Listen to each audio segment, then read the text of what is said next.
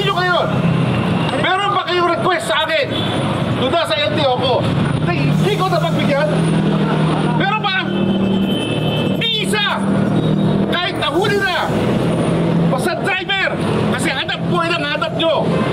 Lahat. Napagbibigyan. Totoo yan. LTFRB. Wala po pa akong 2 buwan. Wala pa akong 2 buwan. Anong unang kong inatupag? Na mag-apply kayo kagad. Nang gagalaiti si Land Transportation Franchising and Regulatory Board Chairperson Vigor Mendoza II nang harapin ng mga tsuper na nagsagawa ng protesta sa kanyang tanggapan. Sa ikalawang araw ng transport strike, sumugod sa LTFRB ang grupong Manibela para iparating ang kanilang mga hinaing at iginiit na aksyonan ng mga nakabinding petisyon. Kabilang narito ang pag-i-issue ng Provisional Authority at certificate para makapag-operate at makabiyahe. Kasama na rin ang pag-iimbestiga sa mga aligasyon ng payola sa ahensya. Ngunit sagot sa kanila ni Atty. Mendoza, ginagawa na nila ng paraan ang lahat ng ito. Kailangan lang aniya silang bigyan ng sapat na panahon para matapos ang kanilang trabaho. 37,000 ang inabutan ko 2 months ago.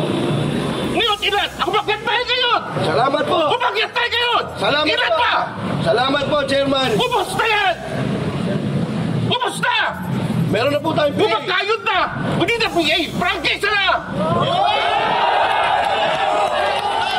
Ang ibig ko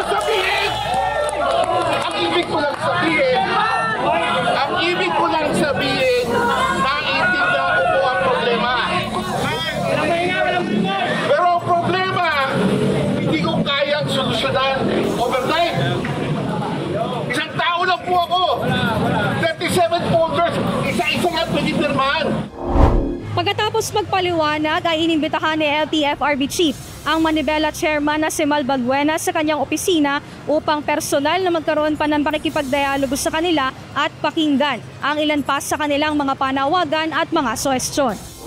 Ikinatuwa ng Manibela at ng mga lumahok sa pagkilos na binigyan sila ng oras at panahon ng pamahalaan. Anila, mahalagang hakbang ito para sa mas maayos na negosasyon at mas malinaw na direksyon sa mga isyu ng public transport. Kasi noong panahon ng dating mga nakaupo, inaabot kami ng hanggang gabi pero hindi kami kinakausap, hindi lumalabas.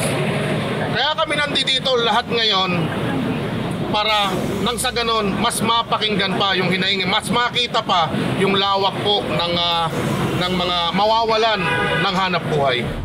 Batid ng grupo na mahaba pa ang kanilang pakikibaka at pakikipag-usap upang makamit ang kanilang daing. Kaya naman pag-asa ng mga ito na magkaroon ng konkretong progreso ang kanilang pag-uusap kay LTFRB Chairman Vigor Mendoza. Ilan sa kanilang hiling ay huwag muna silang hulihin at payagang makapagbiyahe, pati na rin ang mabilis na paglabas ng temporary registration o board resolution para makapag-operate ng walang abala. Kaugnay nito, nagbitiw naman ng pangako ang LTFRB. Yung makarehistro sila, yun ang number 1 magpapasko na walang agam-agam na mahuli sila.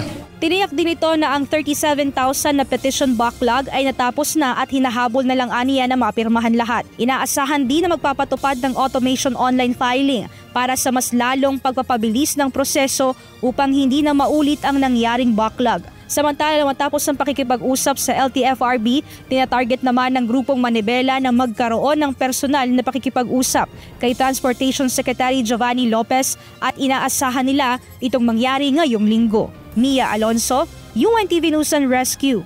Diyos ang aming sandigan, serbisyo publiko ang aming pinahahalagahan.